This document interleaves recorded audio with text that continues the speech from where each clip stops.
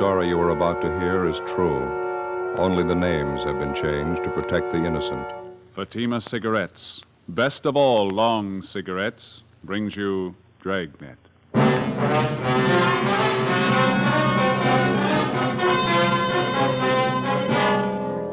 You're a detective sergeant. You're assigned to homicide detail. A potential killer is on the loose in your city. He's robbed 6 people. For no reason at all, he beats his victims senseless. He moves fast. He's well armed. Your job? Stop him. You'll be amazed when you compare Fatima with other long cigarettes. You'll find they now cost the same. But in Fatima, the difference is quality. You see, Fatima is the quality king-size cigarette because it contains the finest Turkish and domestic tobaccos superbly blended. And Fatima is extra mild, with a much different, much better flavor and aroma than any other long cigarette. So compare Fatima yourself. Fatimas now cost the same as other long cigarettes, but your first puff will tell you... Ah, that's different. Yes, in Fatima, the difference is quality. Ask your dealer for Fatima, the quality king-size cigarette. Best of all long cigarettes. Start enjoying Fatima for a new year of greater smoking enjoyment.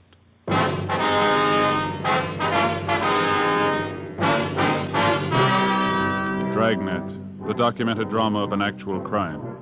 For the next 30 minutes, in cooperation with the Los Angeles Police Department, you will travel step by step on the side of the law through an actual case transcribed from official police files. From beginning to end, from crime to punishment, Dragnet is the story of your police force in action. It was Thursday, March 8th. It was windy in Los Angeles. We were working the night watch out of homicide. My partner's Ben Romero. The boss is Thad Brown, chief of detectives. My name's Friday. I was on the way back from the record bureau. It was 11:45 p.m. when I got to room 42. Homicide. Joe? Hi, Bill. Romero called about 5 minutes ago. He's on his way in from Georgia Street. Oh, thank you. The captain still around? He's gone for the night. You can catch him at home if you want him. Trouble? The rattlesnake bandit. Got 2 more couples tonight. Right. Bad? About the same as the last 3 jobs he pulled. Pretty vicious. Gave the victims a bad going over. Who are they? Young salesman, his girlfriend. They were parked up in the Silver Lake area. Bandit robbed him. When he didn't find enough money in the young fellow's wallet, he pistol whipped him, messed him up quite a bit. Why'd he do that? Oh, there's no reason for it. The young girl in the car had an engagement ring on. She offered to hand it over. The bandit pulled her out of the car, punched her in the face, hit her quite a few times. Guy just seems to be looking for blood, that's all. No leads on him, huh? No, not so far. It looks like I'm out. Have you got any aspirin, Bill? Yeah, I got a fresh bottle this afternoon. Lousy headache. I've had it all night. How about the thief's M.O.? The same, huh? Well, it has been so far. He works the outlying districts, parking areas. Doesn't seem to be any reason at all for these sluggings. The victims all agree on that. No provocation at all. The guy just seems to get a kick out of punching in somebody's face. 2 pills in it? Oh, yeah, that's fine, thank you. Boys in robbery turn up anything? No, neither have we. Bandit operates in hot cars. He's got a few good prints to work with. No make, though. Guy works alone, huh? Well, he did for the first 2 jobs. Last few times he had a bright-looking blonde with him. Good-looking, you know, nice figure. Victims say that she stands by and just seems to egg him on. I don't know. Seems to get a big thrill out of it, I guess. Hi, Bill. Joe? Hi. How'd you do, man? Doctor didn't think it'd be a good idea to bother him too much tonight. We can talk to him tomorrow. Well, how about the hold-up man's description? Did you get that? Yeah, from the girl. Matches what the other victims gave us. She didn't see the getaway car, though. Didn't have a chance. Well, how about the young fella? Is he still unconscious? Yeah, they're going to move him to the county hospital. You should have seen his face. Yeah? Terrible. It's a mess.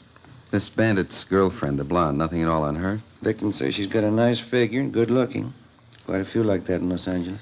What are they getting out of these stick-ups anyway? Can't be too much, huh? Oh, that's just it. None of the heists have netted them more than $50. Hardly worth the trouble.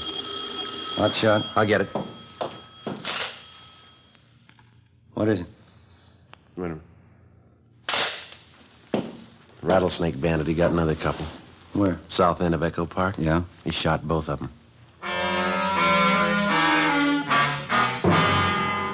Together with Cummings and McCready from Homicide, Ben and I drove to the scene of the holdup and shooting in the Echo Park area.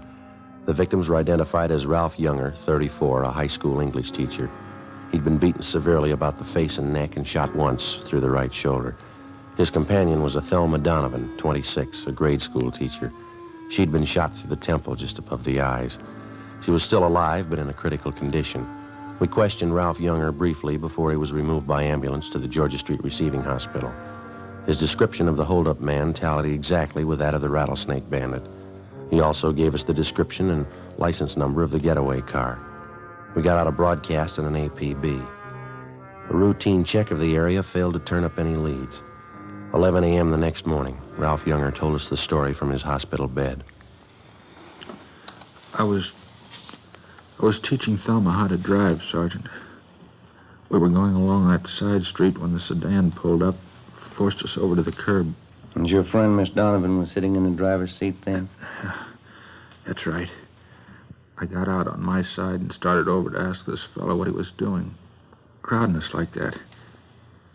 He rushed up to me and started slugging me in the face with his gun. I went down. Mm-hmm. What did Miss Donovan do? She started hollering for help. The hold-up guy ran over and shoved his gun at her. He had it pointed at her head. And he grabbed Thelma's purse and started looking through it. For money, I guess. Mm-hmm. Say, would you mind moving this pillow over a little bit? Sure, betcha. Oh, there we are. There, how's that, okay? Oh, under the shoulder, please. All right. Yeah. There you are. That's fine. Thanks. Were you lying on the street while all this was going on, Mr. Younger? No, he yanked me to my feet, made me stand by the car with my hands up. Thelma was crying. The hold-up man looked through her purse, and then he said, "Who are you trying to kid, lady? You got more money than this." Thelma told him the truth. It was all she had, $3. What happened then? He shoved the barrel of the gun against her head, right here by the temple. Then I heard the gun go off. Thelma fell over in the seat. Wasn't any reason for it. No reason at all. He just shot her. What did you do then? Do you remember? I jumped for the man. I wanted to kill him right there. He turned and fired the gun at me, hit me right here, below the shoulder. Mm-hmm. Then he ran out and got in his car and drove off. There was a blonde girl with him. I got a good look at her. Blonde, pretty, attractive. Mm-hmm. Well, is there anything else about the man's description that you might have forgotten to tell us last night? No, I don't think so. I gave you the license number of his car. Can't you find him that way? It was a stolen car, Mr. Younger. He took it from one of his other victims. It was found out in Wilshire this morning. Abandoned. I only wish I'd got my hands on him. Poor Thelma. How is she, do you know? Well, there's no late report. Maybe you better check with the doctor, huh? Yeah. Hey, before you go, would you mind ringing this button here? It's for the nurse. The shoulder's giving me trouble again. Yeah, okay. Well, thanks very much, Younger. Sure hope that shoulder of yours gets better. I hope so. Goodbye. We'll be checking with you later on. Yeah, okay. Come on, Ben.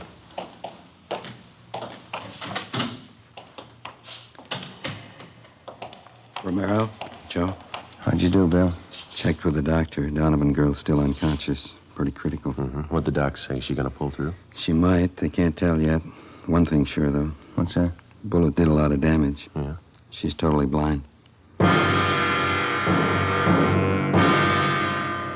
4 days before a bullet from the holdup gun had blinded schoolteacher Thelma Donovan for life, the rattlesnake bandit and his blonde girlfriend were unknown to the city of Los Angeles. In the space of little more than 96 hours, they'd robbed and slugged a dozen people from one end of the city to the other. In every case, the attacks were just about as brutal and vicious as they were unprovoked. The amount of money taken from each victim was negligible. The only apparent conclusion was that the bandit and his girlfriend were out for blood. That night, despite a citywide alert to all radio cars and patrolmen, the suspects robbed and slugged two more couples between the hours of 10 p.m. and midnight. Between midnight and 1:30 a.m., They got 2 more victims. 2:30 a.m. Ben and I got back to the city hall, the carpool. 118 Sixth Spring. 118 Sixth Spring. Keep the officer holding your Looks like a place over there, huh? Mm-hmm. Wonder how McCready and Cummings made out. I hope they got more than we have. Yeah. Yeah, this is good right here. Want to get the radio, Joe? Yeah, fine. Let's go. Doggone it. I knew I forgot something. What's that? Cigarettes. You got any left? I don't think so. Old pack is all. No, there's one left in here. No, it's all right. I can't take your last smoke. Oh, go ahead. There's a machine upstairs by the elevator. I'll get some. All right.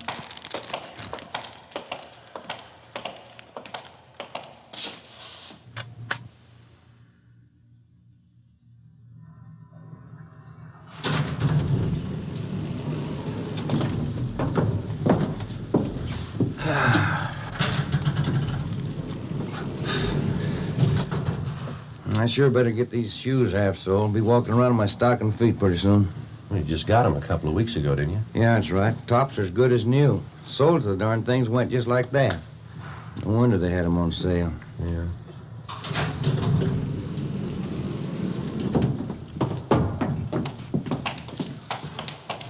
In just a minute, I want to get those smokes. Oh, yeah.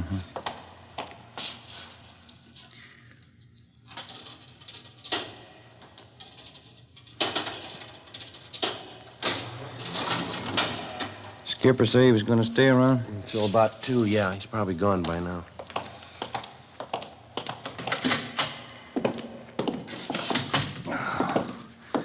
Yeah, it's a long day. Anything in the book? Just a minute. Yeah, your wife called. I want you to get a refill on that prescription for your little boy. Oh, Hiya. How'd you two do? Nothing. How about you? Chandler called from robbery a minute ago. Thinks they may have something. Yeah? At 211, big service station out on Pico. Hold-up man had a blonde in the car with him. What about descriptions? Jibes pretty well with the guy we're after. Well, the M.O. doesn't. That thief and his girl haven't tried anything but car hold-up since they started. How'd they manage the job? Well, you know how they've been operating for transportation. They rob the people, steal their car. When they reach another victim, they transfer to his car. First time they switched that system was tonight. Hold up on South Hoover, the man and his wife. Huh? Instead of changing over, they stayed in the blue Chevy coupe. The same one they took in the job before that. Up to now, they've used the same hot car in the last 3 jobs. Sure gonna help if they stick with it. What about the gas station attendant? Well, excuse me, Crowley Chandler. Homicide Cummings. Yeah, Glenn. Uh-huh. 5 Paul, 389. Right, thanks. They dug up a witness to the gas station job. Suspects drove off in a blue Chevy coupe. License 5 Paul, 389. Same car, huh? It stops me. What was the take? $23. Slugged the attendant, took off. The broadcast's out. Area's been alerted. Nothing yet. Okay, Ben. Yep. Sure is growing into a long night. Yeah, you gonna cover, huh, Bill? Yeah, till Fergie gets back.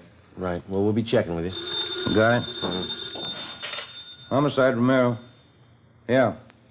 How's that? Yeah, right, thanks. Drugstore in South Fig, 211, slugging. Blonde girl drove the escape car. Yeah? 5 Paul, 389. In the next 3 hours before dawn, the rattlesnake bandit and his blonde girlfriend held up and robbed a restaurant and 2 more service stations and made good their escape. For some unknown reason, they continued to use the same stolen car, the blue Chevrolet coupe. By noontime the following day, composite pictures of the hold-up couple were drawn up by the crime lab artist from the descriptions given by the victims. The pictures were printed up and given wide distribution throughout the city. The description and license number of the escaped car was in the hands of every radio car and patrolman in all divisions. The search was intensified. It got us nothing.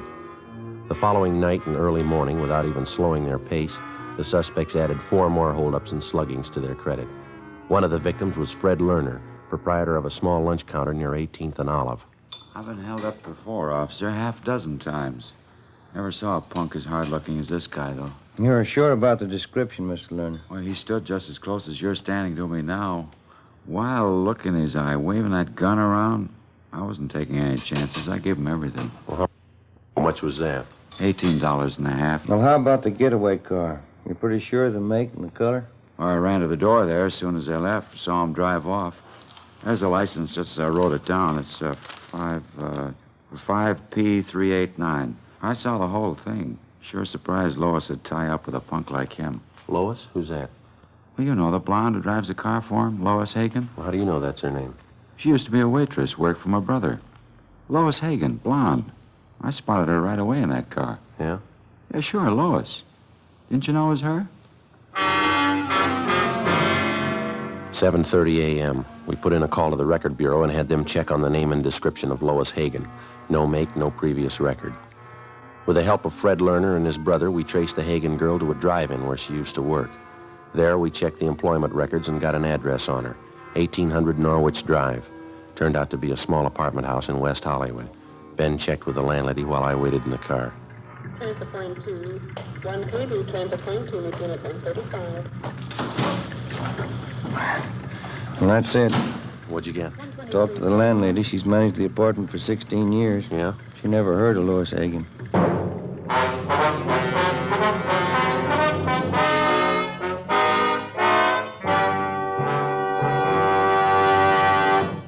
You are listening to Dragnet, authentic stories of your police force in action. And now, here's an authentic report from Fatima Cigarettes. 1949. Fatima more than doubled its smokers coast to coast. 1950. Another record-breaking year, with more long cigarette smokers insisting on Fatima quality than ever before. In 1951, enjoy Fatima quality yourself. Yes, friends, in Fatima, the difference is quality. Quality of tobaccos, the finest Turkish and domestic varieties, extra mild and superbly blended, to give you a much different, much better flavor and aroma. Quality of manufacture. Smooth, plump cigarettes rolled in the finest paper money can buy. Quality, even to the appearance of the bright, clean, golden yellow package, carefully wrapped and sealed to bring you Fatima's rich, fresh, extra mild flavor. Compare Fatima yourself.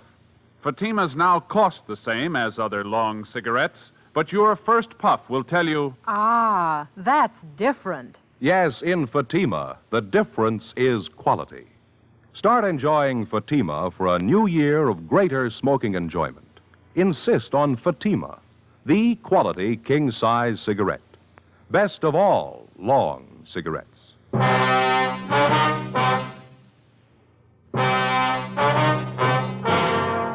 Tuesday, March 13th. That night and the one following, the Rattlesnake Bandit and his blonde girlfriend, supposedly Lois Hagen, continued their campaign of holdups and sluggings. They robbed 2 liquor stores, an all-night cafe, a cigar shop, and 2 more service stations. In each case, the descriptions of the suspects and their getaway car was the same. Routine investigations got nowhere. Ben and I went to work checking out the thin lead that we had on the girl known as Lois Hagen. After 3 days of pounding the pavement and asking questions, we found 2 former waitresses at drive-in restaurants who had worked with Lois Hagen. Both of them gave us addresses where they thought the Hagen girl had lived at one time. One of them was a phony. It was a vacant lot. The other panned out. It was a rooming house out in the Boyle Heights district. The manager told us that the Hagen girl lived there 2 years before. She told us that as far as she knew, the girl's mother, a Mrs. Ernestine Hagen, still ran a small French laundry on South Hobart Boulevard. We found Mrs. Hagen working in her shop. She was a small, thin woman with gray hair. Yes, I have a daughter, Lois. What's the matter? I'd like to talk to her, Miss Hagen. Do you know where we can locate her? Probably sounds funny to you. I haven't seen my daughter in 2 years. Well, do you have any idea where she's living, ma'am?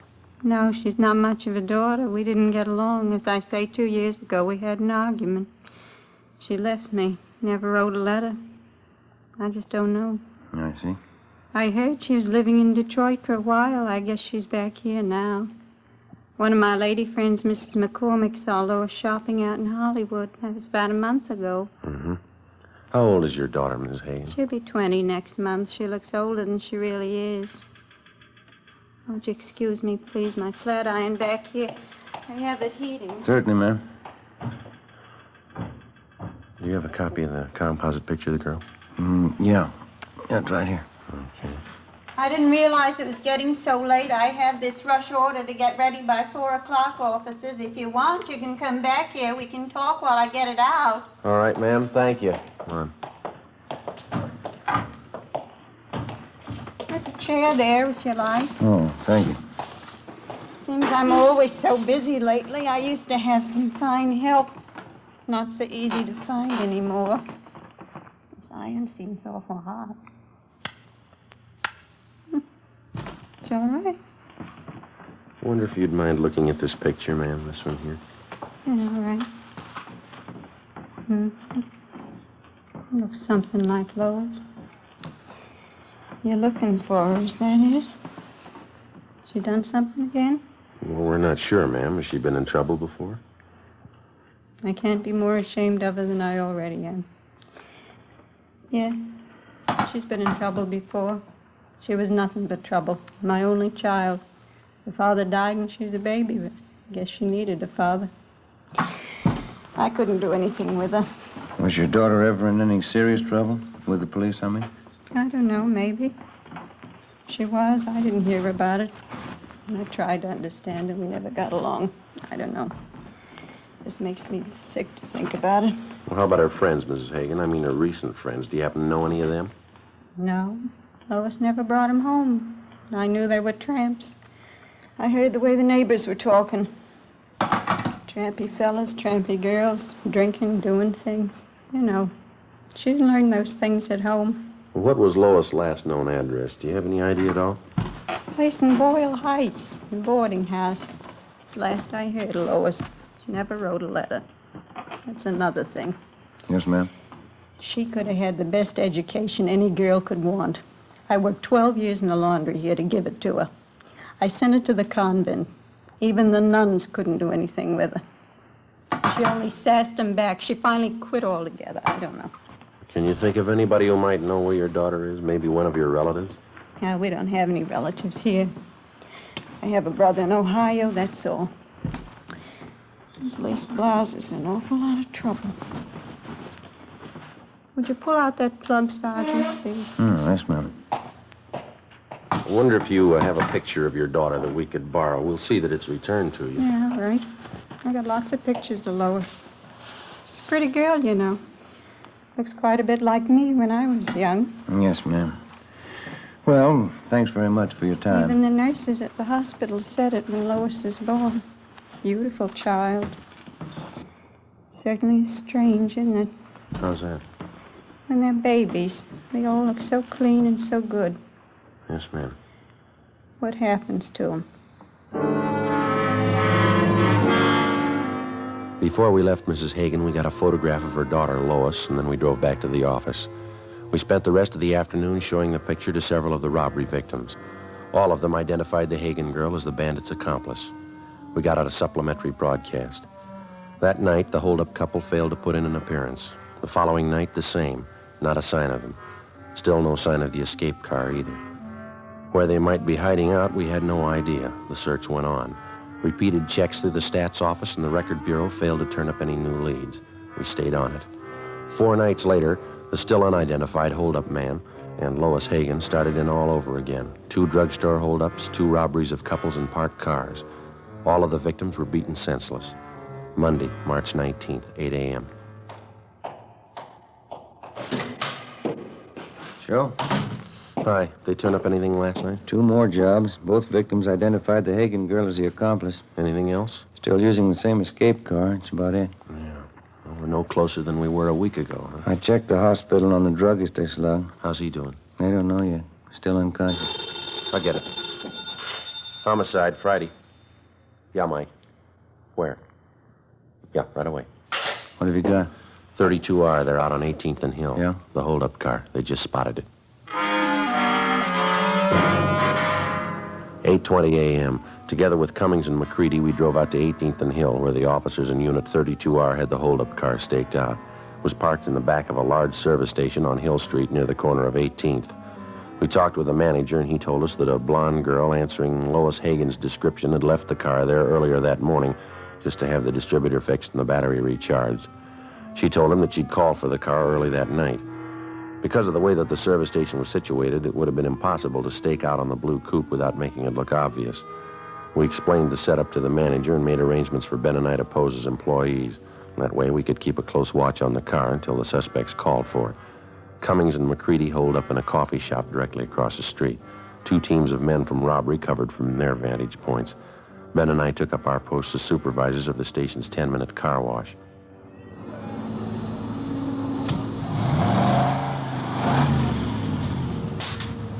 They sure do a great business here, huh? Yeah. You mentioned to the manager about keeping the area clear around that car, didn't you? Yeah, it's all set up.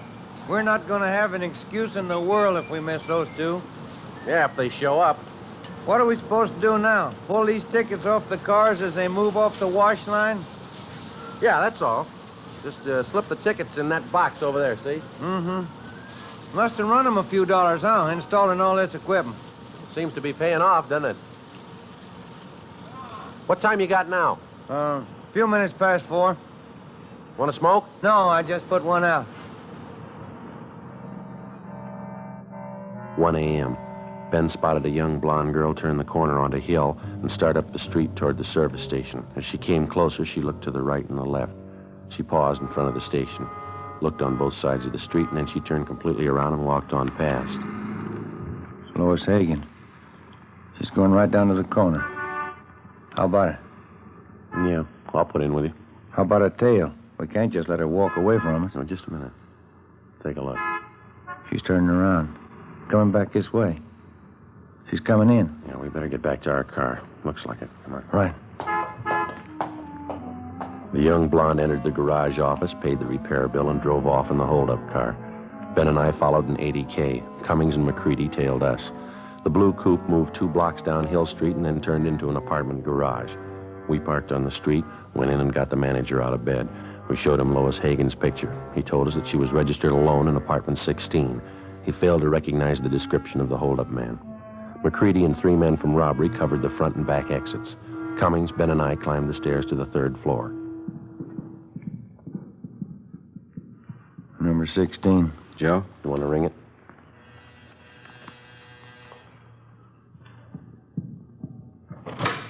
Yeah? Sorry, ma'am. Bedroom, Bill. Right. I'll take the kitchen. Wait a minute. What is this? Police officers, you Lois Hagen? You get out of here. Let me alone. Bedroom's empty. Nothing back here. All right, where is he? Come on, let's have it. Frank, get out! Cops, Frank, get out! Upstairs, you. Watch her, Bill. I got her. Come on, Ben. Yep. Upstairs, Joe. Watching? Yeah, hold it. Yep. Frank, get out! The cops! Come on down, coppers. Give me room. Give it up, mister. You haven't got a chance. Give me room. I'm coming down. We got the building covered, mister. Give it up. Look out, Joe.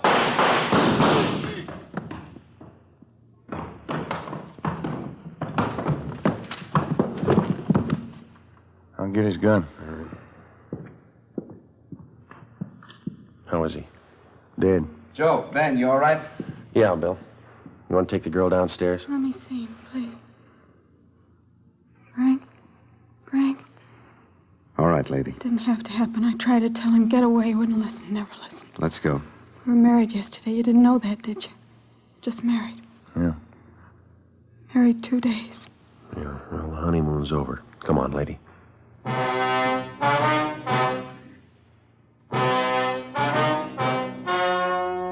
story you have just heard was true. Only the names were changed to protect the innocent. On August 5th, trial was held in Superior Court, Department 87, City and County of Los Angeles, State of California. In a moment, the results of that trial. Now, here's our star, Jack Webb. Thank you. Here's an invitation we just received from New York's famous Stork Club. Host Sherman Billingsley asked us to pass it on to you Dragnet listeners who have television sets. It reads, Fatima, best of all long cigarettes, cordially invites you to see the Stork Club on television beginning this week. Well, Dragnet welcomes the Stork Club to the Fatima family. It's a fine television show. You know the Stork Club recommends only the best, and as Sherman Billingsley says, in long cigarettes, that means extra mild Fatima. You can judge that yourself, just as I have, by comparing Fatima with other long cigarettes. Buy a pack of Fatimas. You'll find they now cost the same, but in Fatima, the difference is quality.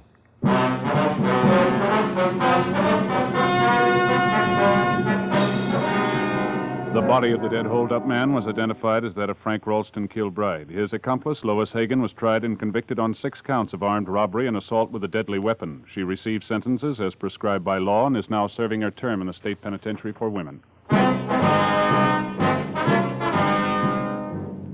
You have just heard Dragnet, a series of authentic cases from official files. Technical advice for Dragnet comes from the Office of Chief of Police W.H. Parker.